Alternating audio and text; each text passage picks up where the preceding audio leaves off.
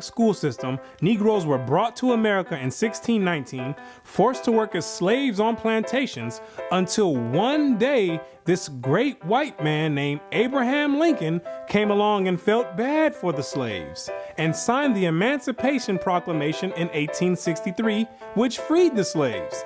But there were still some bad whiteys in the southern states that passed Jim Crow laws for segregation. Afterwards, there came more whites that felt bad and then gave blacks civil rights in the 1960s, then allowed a black man to have the presidential office named Barack Obama. Now blacks are finally equal to whites. We can all get along. The end. Now, moving right along to our English lecture for the day. I don't think so.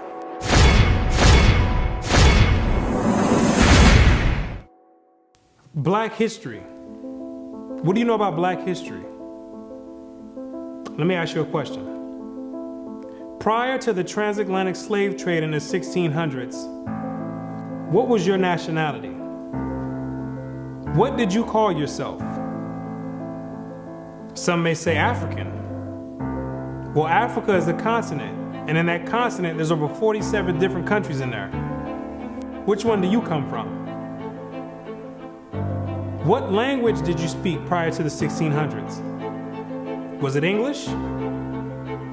There's over 1,500 dialects being spoken in the land of Africa. Pick one. What clothing did you wear? Was it high heels and stilettos? Skinny jeans and Vans? What food did you eat? Hamburgers and hot dogs? French fries and SpaghettiOs? What religion did you partake in? Who was your God? Was it Christianity and Cesare Borgia? Most of you have no idea about the answer to these questions.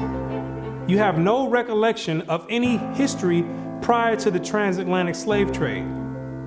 Now, is that a coincidence or by random chance? I don't think so. Have you ever asked yourself, why is it that in the public school system that every time the subject of black history is taught, it always begins in the 1600s and with slavery? Why is that? Doesn't that raise some antennas and spark inquiry? Why is it that the public school system is so committed to revolving black history solely on the past 400 years? Why is that? Is it because there's a deficiency in historical data? Or maybe because there's no history at all prior to the 1600s. Maybe black people just poofed out of thin air, sporadically, landed on slave ships, and they said, hey, we got a new species here, and start importing and exporting them all over the world. Maybe that's what happened. The question arises, what is the drawback on this history? Why does it keep being withheld? What's the big idea about it? Why is it being held hostage? That's the question. Why can't it be expounded on? 100 years prior to the 1600s? 300 years, 500 years, 1,000 years? Why is that information not being revealed? What's the big secret? What's the mysticism about it? What you're gonna come to realize is that your identity is the biggest kept secret on the planet Earth. Oh, you thought that NASA and the space station and the secret missions being conducted by them, oh, you thought that was the biggest kept secret on Earth. No, this is bigger than that.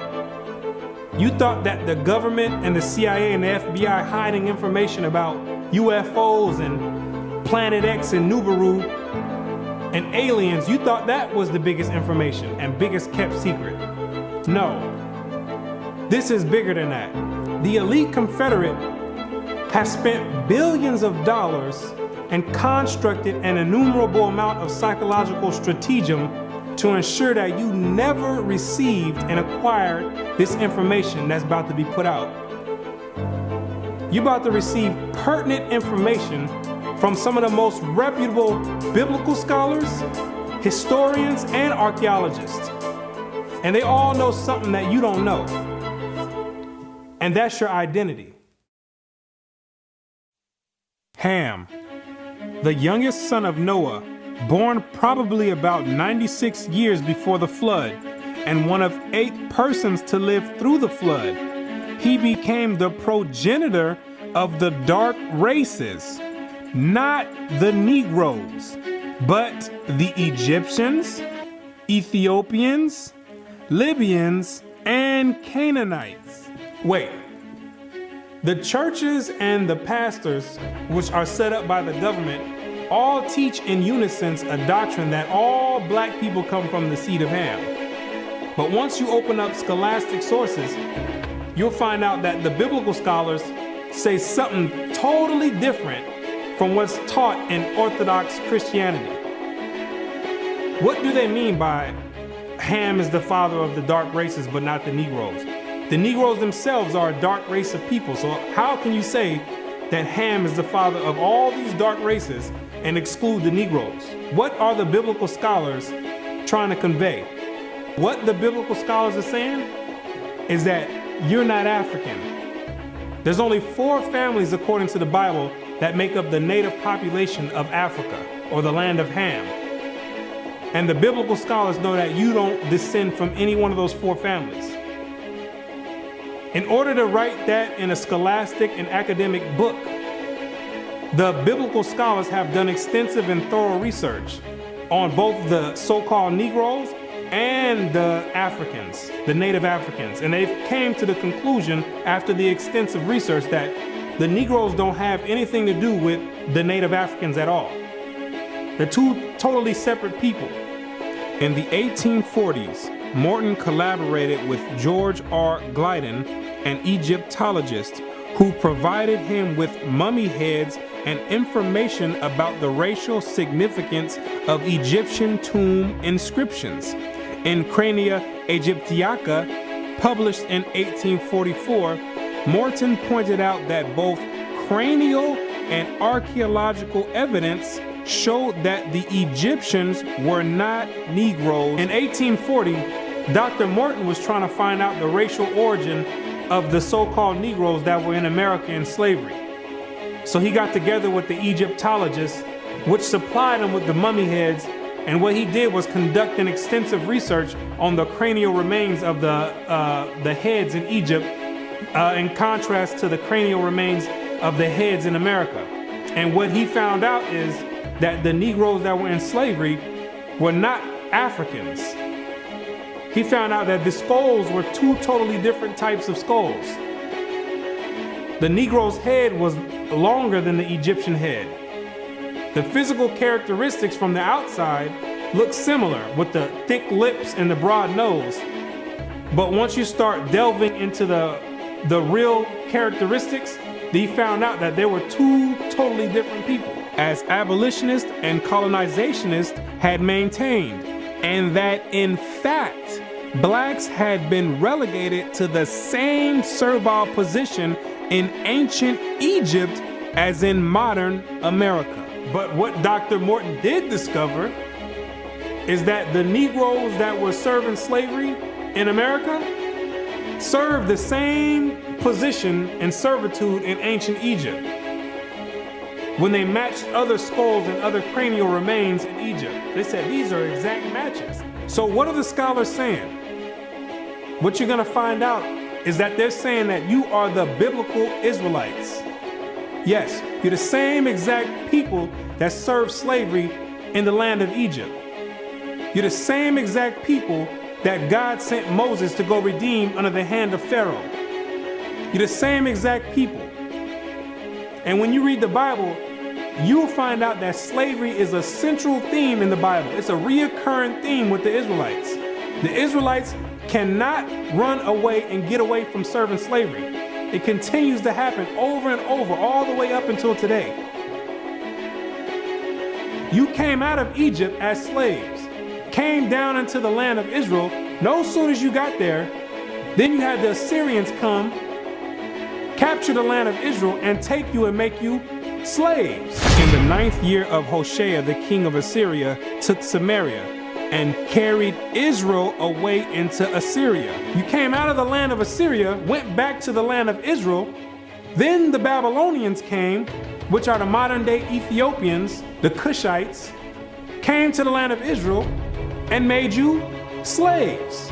So all Israel were reckoned by genealogies. And behold, they were written in the book of the kings of Israel and Judah, who were carried away to Babylon for their transgression. You came out of the Babylonian captivity, went back to the land of Israel. Then the Persians came on down there, took the Israelites and made you slaves. For we were bondmen, yet our God hath not forsaken us in our bondage, but hath extended mercy unto us in the sight of the kings of Persia. You came back from the Persian Medo captivity, went back to the land of Israel, rebuilt the temple up. Then the Greeks came on down there, took you and made you slaves, to entreat them that they would take the yoke from them. For they saw that the kingdom of the Grecians did oppress Israel with servitude. After you came from the Greek captivity, you went back into the land of Israel, rebuilt the temple because the Greeks were sacrificing swine and pig on the altars. No sooner as you came back to the land of Israel, then the Romans came and had you during the time of Christ as slaves. It was so much slavery going on with the Israelites that Jeremiah himself had to ask, is Israel just put on earth just to be slaves? Is that your whole purpose? Just to be servitude to other nations? Is Israel a servant? Is he a homeborn slave? Why is he spoiled? So you might be asking yourself, if the so-called Negro is part of the 12 tribes of Israel, how in the world did you get to the west coast of Africa? And when ye shall see Jerusalem compassed with armies, then know that the desolation thereof is nigh. This is Christ right here speaking to the Israelites. He says, when you see Jerusalem compassed or surrounded by the Roman armies, then know that the desolation or the destruction of the land of Israel is getting ready to happen. The Romans getting ready to come in here and tear some stuff up. Then let them which are in Judea flee to the mountains, and let them which are in the midst of it depart out. And Christ says, when you see the Romans coming in, you better get ready to flee into the mountains. And what you're going to realize is that the mountains that he was talking about was the land of Africa. It was the same exact place that Mary and Joseph took Jesus when they were fleeing from Herod when he was trying to come find Jesus to kill him. They went right into Africa. And the Israelites went into Africa as well, fleeing from the Romans. In the year 65 BC, the Roman armies under General Pompey captured Jerusalem. In 70 AD, General Vespasian and his son Titus put an end to the Jewish state with great slaughter. During the period from Pompey to Julius, it has been estimated that over 1 million Jews fled into Africa, fleeing from Roman persecution and slavery. The slave markets were full of black Jewish slaves. Over 1 million of you Israelites fled from the land of Israel into the land of Africa, running away from the Romans because the Romans was coming to put slaughter to the Israelites. The ones that didn't take heed to the prophecy of Christ when he said you better leave and go to the mountains, go to Africa, when they got caught by the Romans, they were taken back to Europe and sold in slavery and put in servitude and became gladiators, put in the lions' dens. The pagans and the Romans attacked the Jews indiscriminately. Both the Jewish soldiers and the uninvolved peaceful population without mercy. As a result of this merciless attack, many Jews fled to those parts of Northwest Africa known as Tunisia, Algeria, Morocco, and Mauritania. Many other Jews fled to other areas where Rome did not have any jurisdiction. This was to the region of the south, the Sahara Desert, and the Sudan. Grazel says, such is the explanation of how the Sahara Desert first acquired Jewish tribes, toughened by a fighting tradition and possessed of physical characteristics, black, which it is said still makes them approximate very closely the original Jewish population of Palestine. And after migrating from Israel and dwelling on the northwestern parts of Africa, after you were fighting vigorously with the Romans, you had no choice but to start migrating to the southern regions of Africa, where the Romans didn't have any jurisdiction. Because the Romans were relentless and they were adamant about putting all Israelites to death. So in order to get any type of peace, the Israelites had to start migrating to the sub-Sahara parts of Africa. The scholars know this for a fact. The biblical scholars know this for a fact. They know all the history of the Israelites and their migration patterns. Whatever may be thought of the more or less mythological traditions connected with the earliest Jews in North Africa, it is now practically an established fact that a Jewish nation, Jewish at least in faith, and perhaps too in origin, long held sway south of the Sahara. In later centuries, Jews are believed to have settled in Western Africa during the height of the Songhai, Mali, Ghana, and Kanem-Bornu empires. According to accounts from explorers of the region, several powerful Jewish families of the Songhai Empire were of Jewish origin. Some accounts place West African Jewish communities in the Andu Forest of Dahomey, south of Timbuktu. In the 1930s, these groups still maintained a Torah scroll written in Aramaic that had been burned into parchment with a hot iron instead of ink so it could not be changed. In the 1930s, the historians went over there and still found Israelites over there that didn't get captured in the slave trade, still practicing the Hebraic faith, still knowing who they were. With a Torah, which is the first 5 books of Moses, written in Aramaic. That's the ancient language.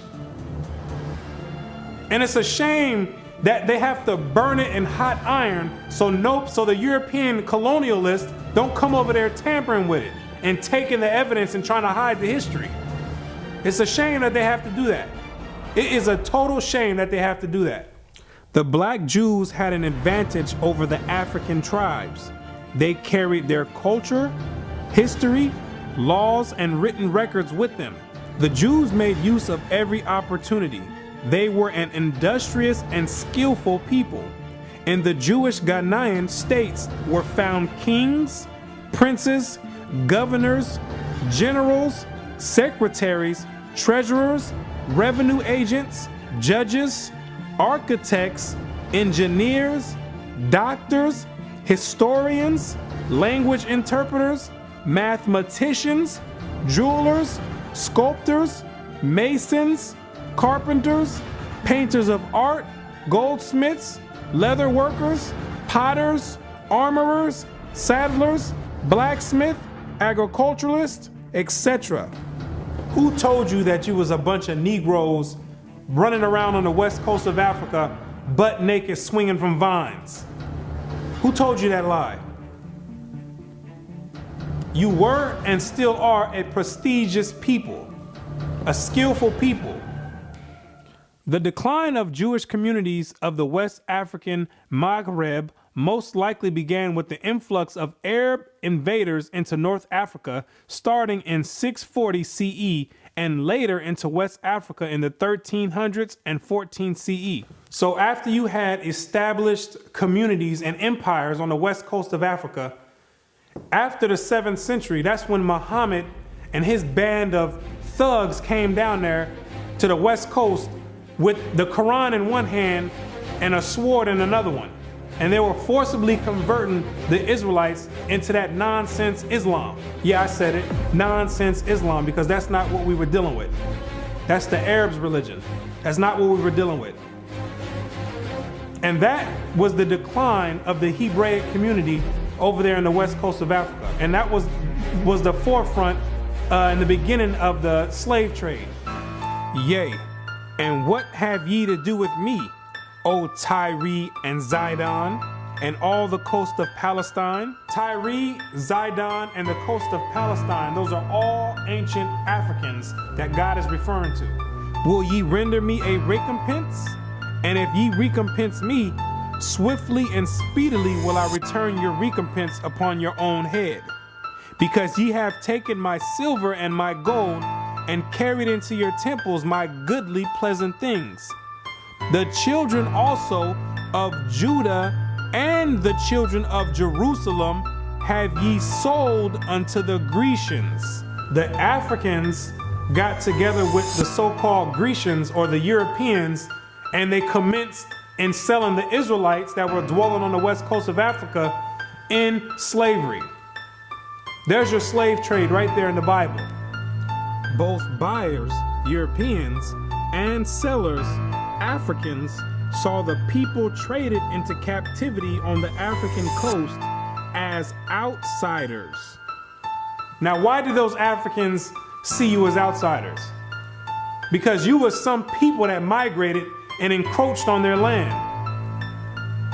They knew you were not the same exact people. The customs that you had, the way you moved, they knew you were not the same people, so they had no problem commencing in a slave trade with the Europeans. Do you be crazy to believe that Africans were selling their own people? That makes no sense at all. When the Europeans put that in the textbooks, they're using technicalities, saying Africans sold other Africans. When they're using technicalities, what they mean to say is native Africans were selling Israelites that were living in Africa. It'd be no different if somebody wrote history of 500 years from now and say there was a slave trade that happened here in America. Say black people got together and start selling white people to the Chinese. If somebody with the same mindset that the Europeans have wrote history 500 years from now, they would say Americans were selling other Americans to the Chinese. When it's two totally different nation of people living in America. You can't just say Americans sold other Americans. Two totally different people. It's the same exact scenario on the west coast of Africa. There are both oral and written explanations that trace the origin of the Igbo. And the most tantalizing is an association of the Igbo to the Hebrew race. This assumption is based on the fact that Igbo culture has many similar traditional customs like that of the Jews. Similar customs are observed in marriage negotiations, childbirth and circumcision, restitution, attitude to totem animals and taboos, as well as hospitality to others, especially to strangers, etc. The Igbo are therefore said to be the split and lost group or tribe of Israel that refused to wander further northeast with Moses, but preferred going down southward. The Igbo people have many Jewish traditions. Naomi Katz, the current Israeli ambassador in Nigeria, and others point to their possible ancient Israelite origins. See the